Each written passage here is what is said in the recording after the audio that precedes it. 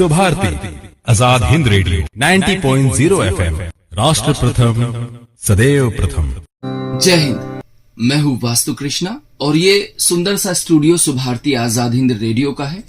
और आज हमने अपने स्टूडियो में आमंत्रित किया है हमारी परमादरणीय दीदी डॉक्टर अर्चना प्रिय आर्य जी को, जो कि संस्कृत की विद्वान है, बच्चों को संस्कृत विषय पढ़ाती भी हैं और संस्कारों की बात करती हैं। जगह जगह पर जाकर संस्कारों के विषय में चेताती हैं, ज्ञान फैलाती हैं। आज हमने स्टूडियो में आमंत्रित किया है। और जब बात संस्कारों की आती है तो हमें केवल एक संस्कार याद रहता है, अंतिम संस्कार। इसके अलावा संस्कार तो 16 होते हैं, लेकिन हमको पता भी नहीं है। तो सबसे पहले तो मैं दीदी आपका स्वागत करता हूं और हमारे श्रोताओं को मैं चाहता हूं, क्योंकि आप तो विद्वान हैं इस विषय में, तो ये जो 16 संस्कार हमारी संस्कृति में हमको बताए गए हैं, ये कौन कौन से हैं और ये बच्चे के जन्म से शुरू होते हैं या कब से शुरू होते हैं? बिल्कुल सही कहा आपने। हमारी वैदिक संस्कृति में 16 संस्कारों का विधान है। उसमें 3 संस्कार ऐसे हैं कि जिस समय बच्चा पैदा नहीं होता, माँ के गर्भ में होता है, वो तब कर दिए जाते हैं। वो गर्भाधान से शुरू होते हैं। सबसे पहला गर्भाधान। इस संस्कार का नाम भी गर्भाधान संस्कार है। गर्भाधान संस्कार, पुंसवन संस्कार, पुंसवन संस्कार। ये कब होता है? ये माँ के गर्भ में बच्चा होता है तभी होता है, दूसरे महीने पर, तीसरे महीने पर। इसमें क्या करना होता है? इसमें होता है कि गर्भ पुष्टि के लिए माँ का निश्चित हो गया कि गर्भ पुष्ट हो गया, तो उसके लिए ये संस्कार किया जाता है। पुंसवन संस्कार, सीमंतोन्नयन संस्कार, ये भी बच्चा माँ के गर्भ में होता है, तब उसका मस्तिष्क बन रहा होता है, उस समय का ये संस्कार है। कुछ मंत्रों के द्वारा किस तरह से खान पान रहता है, ये तब होता है। तो इसमें मंत्र पढ़े जाते होंगे और खान पान का बताया जाता है। मंत्रों के द्वारा ही संस्कार होते हैं। यज्ञ होता है, यज्ञ प्रक्रिया, और विशेष मंत्र होते हैं हर संस्कार के। तो माँ को ये बताया जाता है कि अब आपको इन चीजों का ऐसे करना है, ऐसे खाना है, क्या करना है, तो ये सब बताया जाता है। यानी गर्भ में अभी बच्चा। जी। गर्भाधान, पुंसवन, सीमंतोन्नयन, 3 संस्कार। उसके बाद होता है जातिकर्म संस्कार, जब बच्चा पैदा हो जाता है। तो सबसे पहले जाति से मतलब वो नहीं है कि वो हिंदू, मुस्लिम, सिख या जाट ब्राह्मण, ऐसा नहीं, मतलब मनुष्य जाति से है। तो जातिकर्म संस्कार होता है।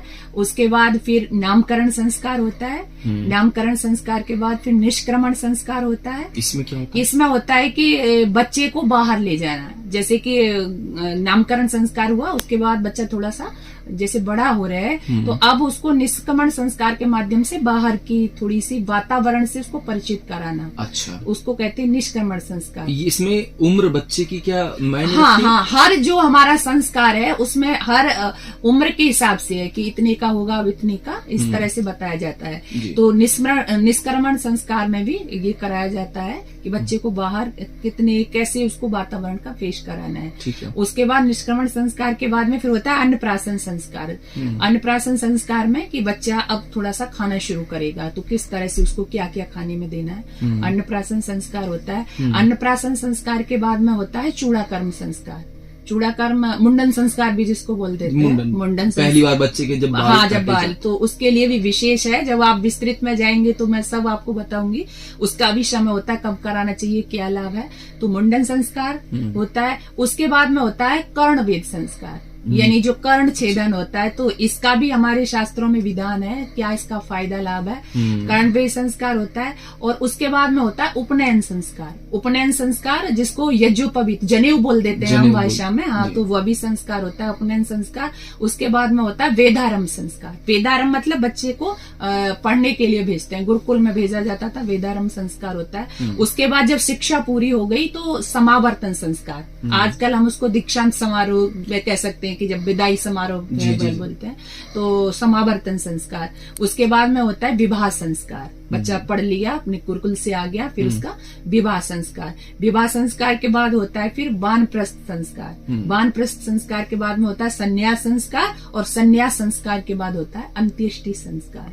तो अब मुझे लगता है कि जो अंत्येष्टि संस्कार है ये सबका ही होता है, क्योंकि हम मनुष्य का बस नहीं है, ये तो होना ही होना है। बाकी के हम संस्कारों को भूल चुके हैं। हम अब कोई वानप्रस्थ संस्कार उस तरफ कोई जाता नहीं, अब तो कोई रिटायर ही नहीं होना चाहता, मोहपाश में बिल्कुल।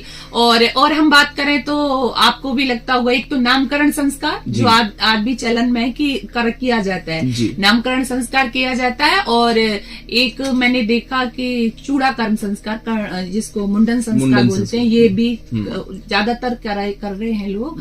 और और विवाह संस्कार होता ही है। वो तो करना तो ही है। वही 3-4 संस्कार हम कहें, और अंत्येष्टि जबरदस्ती वाला जी, है ना, वो जी। तो सबका हो गई। तो ये 16 संस्कारों की जो प्रक्रिया थी, जिसके द्वारा मनुष्य को बनाया जाता था। जन्मना जायते शूद्र संस्कारात् द्विज उच्यते, जन्म से व्यक्ति शूद्र पैदा होता है और संस्कारों के द्वारा वो द्विज बनता है, यानी उसका दूसरा जन्म होता है। रूप परिवर्तन करना ही संस्कार है जी।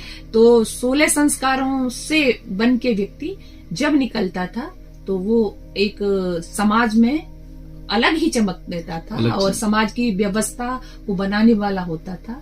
और यही कारण था कि हमारा देश पूरी दुनिया पे छाया हुआ रहता था, क्योंकि संस्कारवान यहाँ पर बच्चे थे, व्यक्ति थे। तो वो 16 संस्कार आज कहीं मैं देख रही हूँ कि घरों में से विलुप्त होते जा रहे हैं। विलुप्त हो गए। जी। ये 16 के 16 संस्कार हम सभी नहीं जानते, लेकिन अगर आप जानते होंगे तो नीचे कमेंट करके जरूर बताइएगा।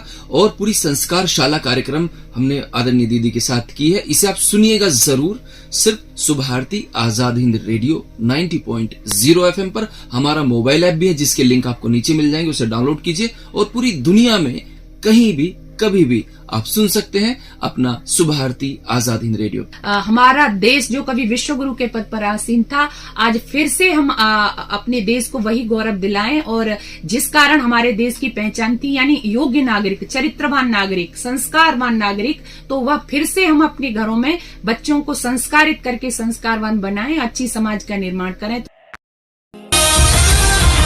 सुभारती आजाद हिंद रेडियो 90.0 FM, राष्ट्र प्रथम सदैव प्रथम।